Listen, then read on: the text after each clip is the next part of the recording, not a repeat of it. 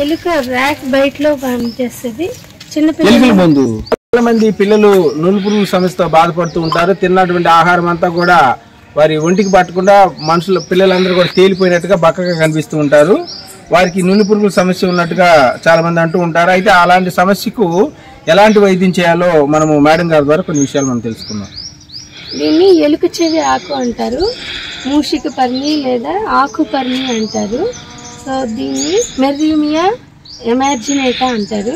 ఈ ఆకు యొక్క రసాన్ని కానీ లేకపోతే ఫైన్ పేస్ట్ లాగా చేసుకొనేసి మనం గోధుమ పిండిలో కానీ బియ్య పిండిలో కానీ కలిపి మనము చపాతీలు చేసినట్లుగా పెట్టి, అంటే రొట్టెల్లాగా చేసుకొని జొన్న రొట్టెలో కావచ్చు, ఏదైనా రాగి రొట్టెల్లో కావచ్చు, ఈ ఆకును వేసి కనుక రొట్టెలు కనుక పిల్లలకి తినిపించినట్లయితే నులి పురుగులు అనేవి చక్కగా పడిపోతాయి.